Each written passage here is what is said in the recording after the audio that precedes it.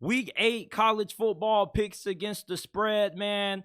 We got Penn State going up against Ohio State. I think that this is the year that Penn State can finally give Ohio State a truly competitive game. And I honestly don't know who's going to win this game, but I do know that I'm going to take Penn State to at least cover.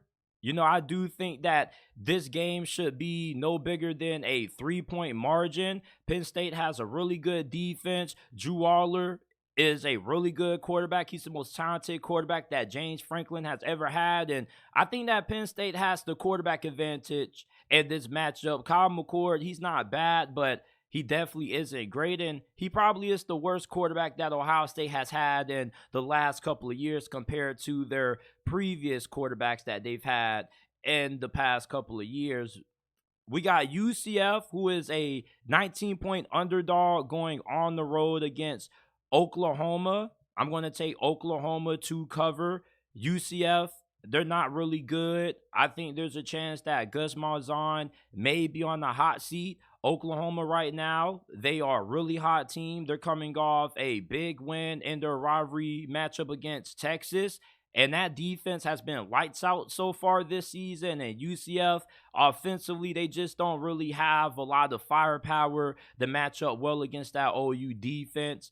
Air Force is a 10.5-point favorite against Navy. I like Air Force to cover in this game. Air Force is the best of the other military academies out there, and they probably are on their way to winning 10-plus games this year. Navy, I don't really think they're that great.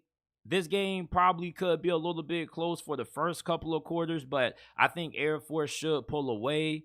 And then we got Washington State, who is entering their matchup against Oregon as a 20-point underdog. And this is a little bit surprising. Washington State, they were fairly hot to start this season, but they've kind of started to come back down to earth.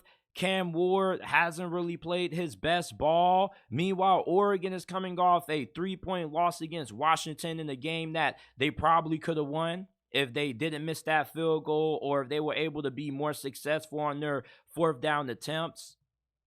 I'm going to take Oregon to cover. I was a little bit tempted to take Washington State, but even though Cameron Ward is a really good quarterback, I just think that the talent differential in this game is really big, and going on the road to win in Autzen Stadium is a really tough place to play at. Oregon, I'm not expecting this offense to struggle against Washington State's defense. I do think that Oregon's defense is good enough to slow Washington State down enough where this game probably potentially could be over by halftime. So I like Oregon to cover against Washington State.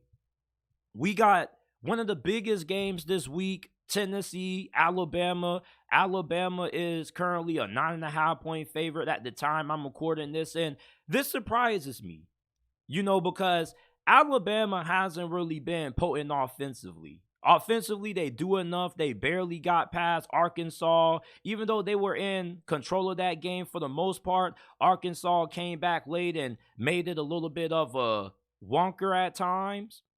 Then you got Tennessee. Tennessee, this offense is nothing like what it was last year. It's taken a drastic step back. Joe Milton, he hasn't been bad, but he hasn't been great neither. He's kind of been a little bit disappointing. And I think for Tennessee, if their defense isn't able to slow down the rushing attack of Alabama, this probably is going to be a very long game for them. Offensively, they've struggled to generate explosive plays downfield, something that really surprises me considering the fact that Joe Milton has the strongest arm in all of college football. Tennessee, I like them with the plus 9.5 though. I don't know if I'm going to pick them to win this game. They got a shot because Alabama's offense is inconsistent, and anytime you're going up against an inconsistent offense, as long as you can score enough points, you're going to be able to hang around. Tennessee's defense is really good. They got a really good defensive line, and Alabama's offensive line has been awful this season. So I like Tennessee to be able to cover that plus 9.5. South Carolina, this is a big game going on the road against Mizzou.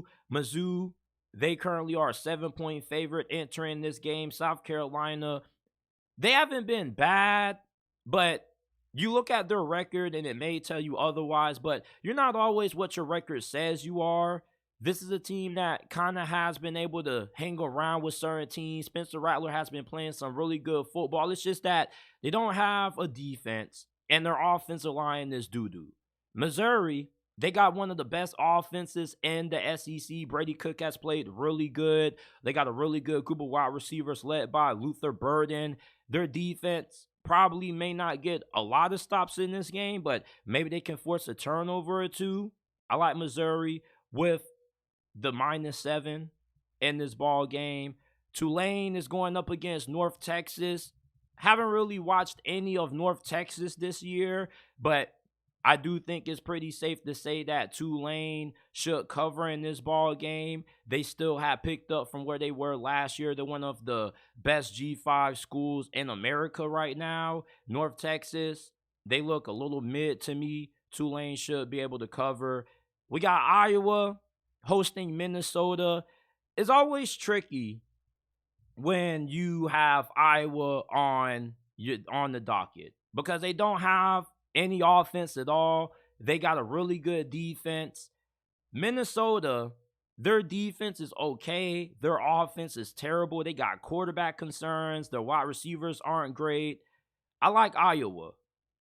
I don't know if they're going to win this game convincingly, but I do know that they should at least cover because Minnesota, I don't know what they're going to do offensively against Iowa's stout defense.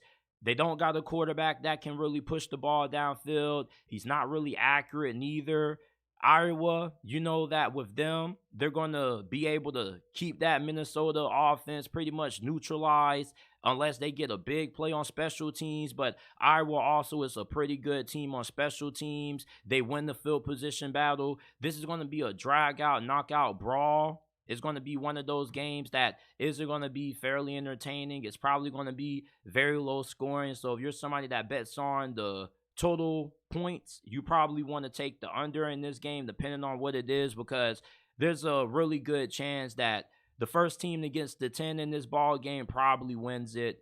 But I like Iowa. Right now, they currently are leading the Big Ten West, and Minnesota just hasn't been a good team this year. Texas on the road against Houston, who is a 23.5-point dog. I'm going to take Texas to cover. I think they get back on track after that setback that they suffered against Oklahoma. They got a really great offense. Houston is coming off that Hail Mary against West Virginia. I still don't know how the hell that happened. I think that Texas wins this game pretty convincingly. North Carolina, they're a 23.5-point favorite against Virginia. They look like a really legit team. I've been sleeping on North Carolina for pretty much the whole entire season. They smashed my Miami Hurricanes, and I think they're going to continue to roll against Virginia. I like them to cover.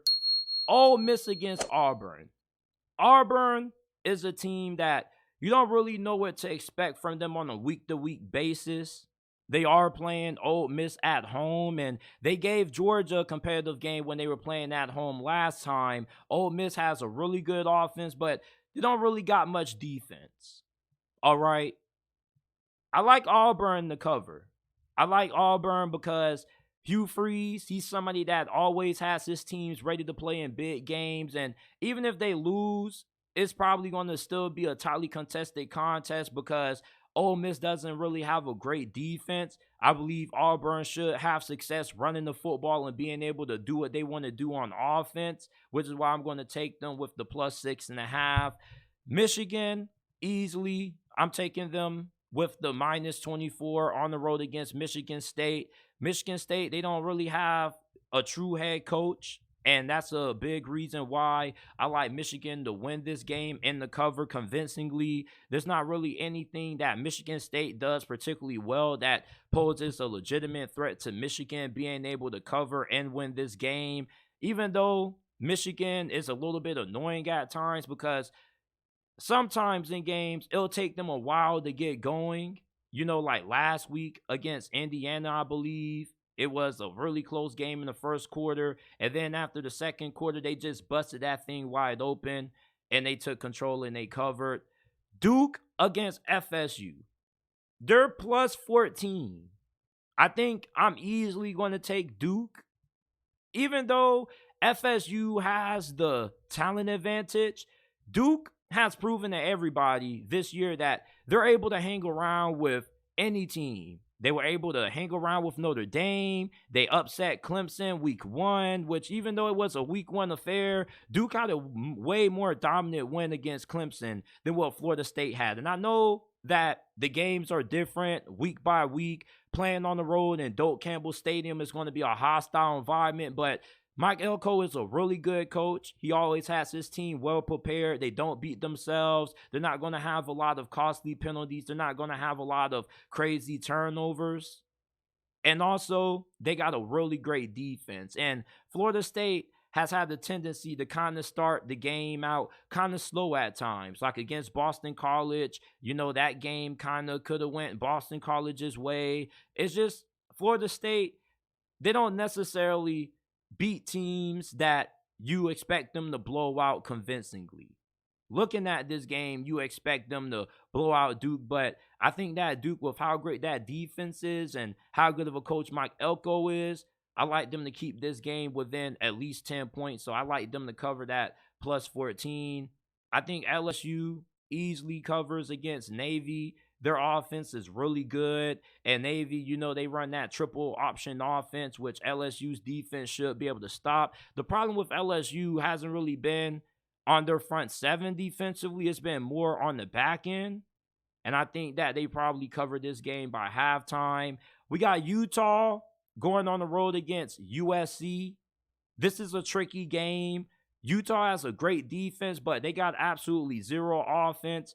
We're not going to see Cam Rising suiting up in this game. And the thing with USC is that although their defense isn't great, their defense shouldn't be asked to do much against a Utah offense that can't throw the football at all. They don't really have any quarterbacks that are capable of being a threat, consistently throwing the football. They really got to run the football to be effective. And if USC's defense can slow down Utah's run game, this could be a close game for the first couple of quarters, but Utah's defense can only keep them in the game for so long. This offense, with them being inefficient, is going to have their defense on the field for a lot of plays, and it's hard to ask this Utah defense to slow down Caleb Williams and this USC offense. I know that Notre Dame roughed them up really bad on the road in South Bend, but there's not going to be too many games where we're going to see Caleb Williams throwing 3 interceptions in the first half.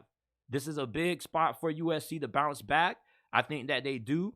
And I think that they end up covering that -6.5 spread that they have. Utah, they probably do keep this game close for a quarter or two, but USC just has way too much firepower on offense for them just to be held to under 20 points. If Utah can keep USC from getting 20 points, maybe they could find a way to hang around. But with no offense, it's just hard to see them really being able to stay around in that USC game. Arizona State is a 26.5 point underdog against Washington. I know it says -26.5. It's supposed to say plus 26.5, but I'm taking Washington to cover either way. Sorry for the technical error there. Washington going up against one of the worst teams in the Pac-12.